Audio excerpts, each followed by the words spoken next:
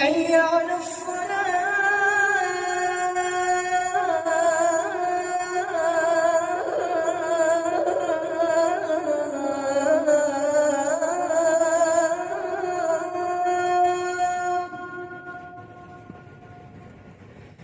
حي على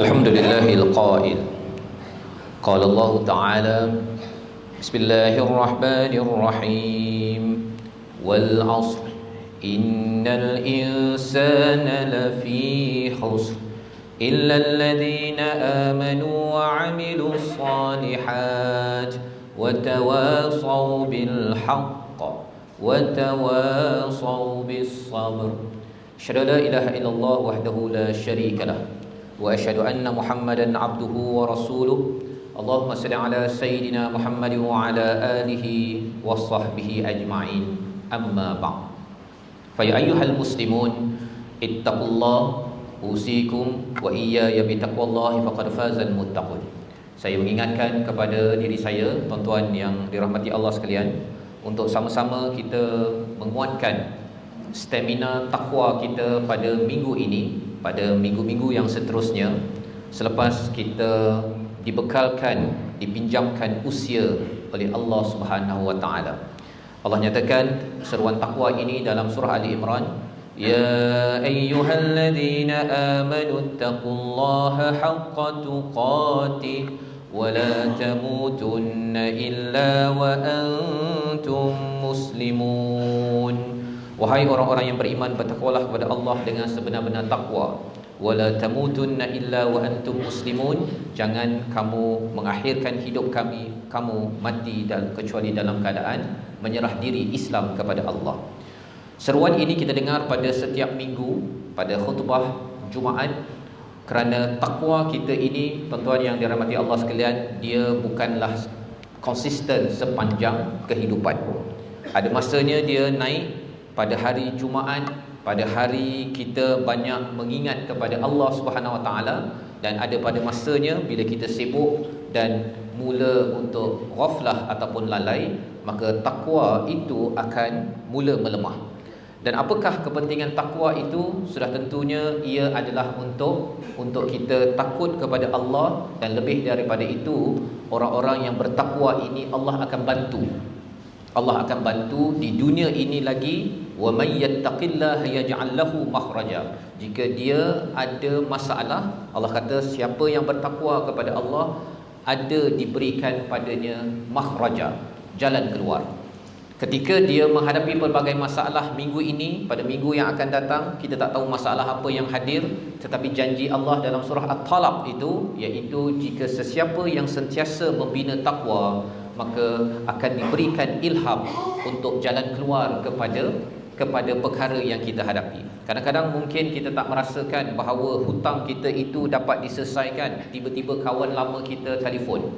Kita rasakan bahawa saya tak dapat peluang untuk bisnes saya contohnya, ataupun projek yang saya ingin kendalikan. Tetapi bila Allah memberikan makhraja, maka pada waktu itu kita akan terkejut. Rupa-rupanya Allah boleh memberi bantuan ketika kita sendiri mencari takwa, mencari bantuan daripada Allah Subhanahu Wa Taala. Pada minggu ini kita akan membincangkan tentang masa. Tentang masa sebagaimana dibacakan awal tadi, wal 'asr innal insana lafi khusr. Demi masa sesungguhnya manusia di dalam kerugian. Kita semua sebagai ayah, sebagai pemimpin, Allah nyatakan selagi kita al-insan, maka kita ini berada dalam kerugian.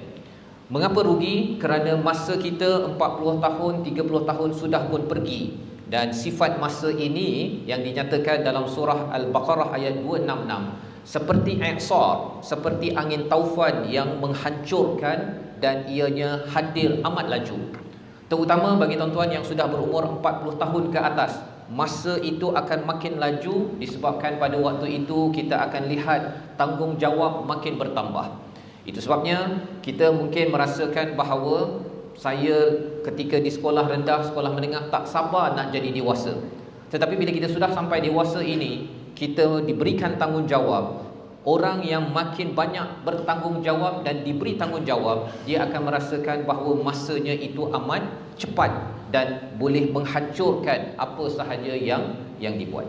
Itu sebabnya Allah menyatakan bagaimana untuk memastikan tuan-tuan, saya sendiri sebagai suami, sebagai ketua dalam keluarga, di tempat kerja tidak rugi. Pada ayat yang ketiga Allah nyatakan illal ladzina amanu wa 'amilus solihat wa tawassaw bil haqqi wa tawassaw bis sabr.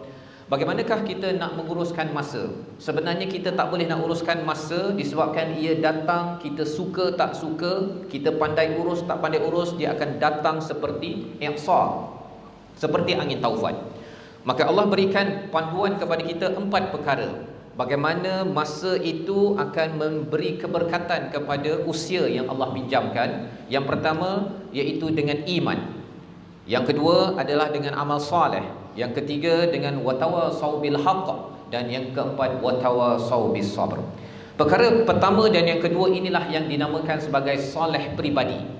Setiap daripada kalangan kita membina iman dan juga beramal soleh.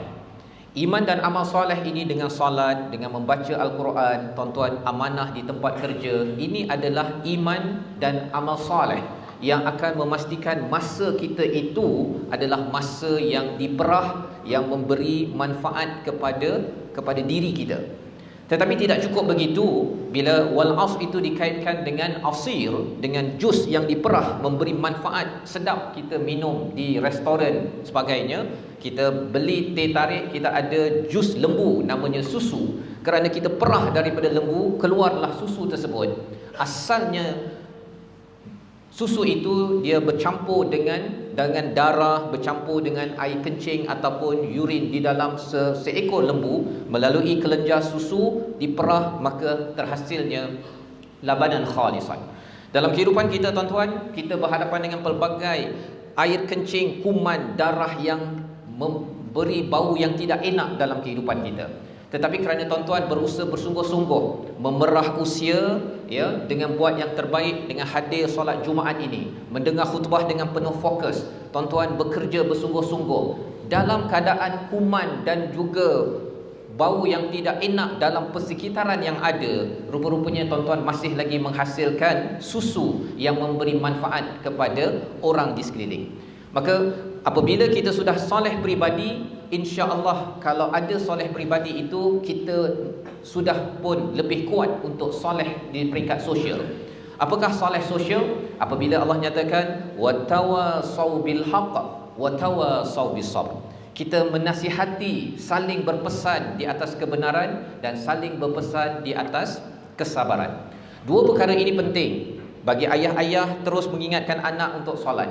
Di peringkat pejabat, di peringkat tempat kerja, kita mengingatkan sesama sendiri. Ada meeting, ada kerja yang perlu dibuat. Itu semua adalah soleh sosial yang menandakan bahawa tuan-tuan memang memerah usia, memberi manfaat kepada orang lain, dan inilah orang yang tidak rugi. Tetapi kalau kita hanya buat kerja kita sahaja, tidak saling berkomunikasi dengan baik di tempat kerja, ataupun saya pilih orang tertentu saja saya bercakap, kalau saya ada konflik dengan orang tertentu saya tak nak bercakap, maka itu akan menyebabkan diri kita tidak memerah masa yang ada, dan akhirnya kita mungkin akan kecewa suatu hari nanti kerana kita tidak berpesan dengan kebenaran pada anak dan pasangan kita, isteri kita, ataupun kita tidak berpesan dengan kesabaran. Apakah antara kaitan di antara al-haq dan as-sabr? Kita akan lihat pada khutbah yang kedua. Kita sama-sama doa pada Allah, Allah berikan barakah pada kita, mohon ampun kekurangan kita kalau kurang menjaga soleh peribadi ataupun soleh sosial.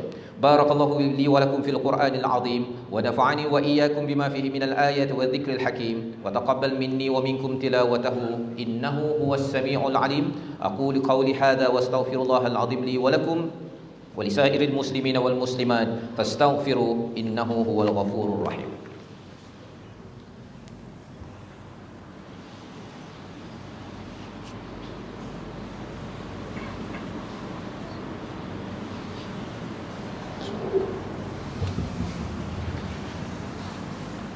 Alhamdulillahilladzi ja'ala minal muslimin wa razaqana minat thayyibat. Asyhadu an la ilaha illallah wahdahu la syarika lah. Wa asyhadu anna Muhammadan abduhu wa rasuluh. Allahumma salli ala sayyidina Muhammadin wa ala alihi wa sahbihi ajma'in. Amma ba'd. Fa ya ayyuhal muslimun, fa ya ibadallah, ittaqullah, usikum wa iyaya bi taqwallahi faqad fazal muttaqun. Sekali lagi saya mengingatkan diri saya tuan-tuan untuk sama-sama kita menguatkan skala takwa kita yang kadang-kadang sudah pun turun pada minggu ini. Dengan hadir pada hari Jumaat ini, kita menguatkan takwa, dan pada minggu ini kita berbincang tentang surah Al-Asr. Bagaimana masa kita ini akan memberi manfaat seperti jus apple ataupun orange ataupun jus daripada awan yang namanya sky juice, ialah apabila kita memerah usia yang Allah pinjamkan setakat ini. Dan kaedahnya ialah dengan beriman, beramal soleh, kita jaga soleh peribadi kita dengan solat, Quran, amalan-amalan infak kita. Tapi lebih daripada itu, perlu dijaga soleh sosial. Kita berkomunikasi dalam keluarga, kita berkomunikasi dengan baik di tempat kerja. Wa tawasau bil haqq wa tawasau bis sabr. Apakah kaitan di antara al-haq dan as-sabr? Bila tuan-tuan sudah ada kebenaran yang ingin dilaksanakan, yang ingin disampaikan, antara al-haq dan as-sabr itu ada ujian. Ada ujian. Ayah-ayah yang inginkan anak pandai baca Iqra, tahu bahawa bata perlu dibaca. Tetapi bila kita mengajar pada anak kita mungkin baca a, kemudian dia terlupa ba dan ta. Pada waktu itu ujian melanda. Apa yang perlu dibuat tuan-tuan? Tuan-tuan kena bersabar. Kena bersabar, ulang balik kepada apa yang diajar tersebut. Di tempat kerja ada sahaja staf kita, tim kita yang bila kita bawakan al-haq, kebenaran, ini yang perlu dibuat, dia kata jelas tapi tak buat-buat. Maka apakah yang berlaku? Ujian datang, maka kita kena hadapi dengan sabar. Tetapi cabarannya apa tuan-tuan? Dalam hidup tuan-tuan, jika ada banyak ujian, kita sabar. Kadang-kadang sabar itu menyebabkan kita menjadi orang yang keras. Orang yang bermakan hati, berulam jantung dalam kehidupan, dalam sebuah keluarga ataupun di dalam sebuah organisasi. Maka sambungan tentang watawasau bis sabr ini ada pada surah Al-Balad, bila Allah letakkan pada ayat 17, bukan sekadar thumma kana minal ladzina amanu watawasau bis sabr, tetapi disambung dengan watawasau bil marhamah. Orang yang sabar tuan-tuan, dia kesannya ialah kalau banyak kena uji, sabar, dia akan hilang sedikit perasaan. Dia akan mula jadi agak kasar sedikit. Maka Allah ingatkan, orang yang sabar kerana Allah, dia masih lagi menyebarkan rahmah, menyebarkan kasih sayang pada anak. Kerana mungkin kita ada cabaran tempat kerja, tidak menyebabkan ayah-ayah yang balik ini ke rumah menjadi amat garang ketika bercakap dengan anak. Kerana ini seruan dalam membina sebuah negeri negara, tetap berkasih sayang walaupun kita diberikan ujian. Kita mohon pada Allah SWT mengampunkan kita kalau kita bersifat kasar kepada anak pasangan kita selama ini, pada rakan-rakan kita di tempat kerja, kerana saya bersabar, saya ada ujian.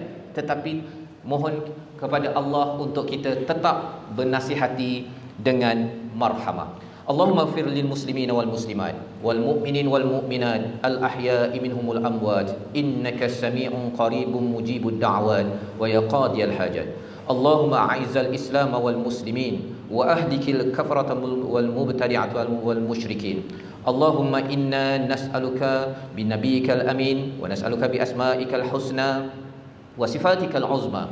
Jagakanlah bagi pemimpin kami ya Allah, menjaga kepada Malikina Al-Mu'azzam Sultan Selangor Sultan Sharafuddin Idris Shah Al-Haj Ibn Almarhum Sultan Salahuddin Abdul Aziz Shah Al-Haj. Jadikanlah pemimpin kami benar-benar mengikut kepada Al-Quran dan Sunnah, dan tidak memilih-milih kecuali berdasarkan pada Quran dan Sunnah yang sebenar-benarnya ya Allah. Allahumma ya Allah ya Rahman ya Rahim, berikanlah panduan kepada kami, selamatkanlah saudara-saudara kami kaum muslimin yang ditindas di bumi Palestin ya Allah. Di mana saja mereka berada, sayangi dan kasihanilah mereka, keluarkanlah mereka daripada penindasan serta kesempitan yang mereka alami selama ini ya Allah. Hapuskanlah kezaliman yang ada di muka bumi ini, berikanlah keadilan kepada mereka yang dianiaya serta dizalimi, dan anugerahlah kemenangan kepada saudara kami kaum muslimin di Palestin. Rabbana hab lana min azwajina wa zurriyyatina qurrata a'yun waj'alna lil muttaqina imama. Ya Allah, berilah pada kami pasangan zuriat yang menjadi penyejuk mata, menjadi imam kepada orang yang bertakwa. Rabbana atina fid dunya hasanah wa fil akhirati hasanah wa qina adzaban nar. Ibadallah, innallaha ya'muru bil 'adl wal ihsan wa ita'i dzil qurba wa yanha 'anil fahsya'i wal munkari wal baghi ya'idukum la'allakum tadhakkarun. Fadhkurullahal 'azim yadhkurkum washkuru 'ala ni'amihi yazidkum was'aluhu min fadlihi ya'idukum wa lidhikrullahi akbar wallahu ya'lamu ma tasna'un. Aqimis salat.